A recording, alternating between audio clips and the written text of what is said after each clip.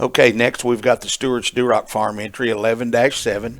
This is a pick 2 daughter out of base camp, and she's bred to the Swing Your Sword boar there at Upper Hand. This gilt is a litter mate to Doug's champion boar at the Iowa State Fair this past fall that Doug retained there in his herd. This pick 2 boar that this gilt is sired by is one of the wildest breeding hogs that I've seen in the DUROC breed. He's incredibly, freakishly heavy structured. He's got huge feet with good strong pasterns.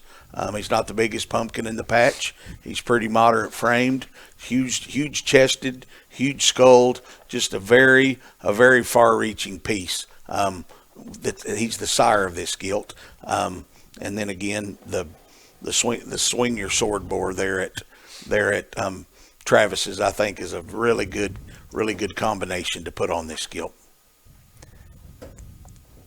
Gilts like this stoutness feature is why Doug Stewart's been raising some high-dollar boars and as popular as any DUROC breeder in the country right now, and been in it for a long time because he puts in females like this and probably typically does not sell them. So it's a good opportunity to tie into the sow lines that he's got there. Unique kind of a sire, and then very well mated.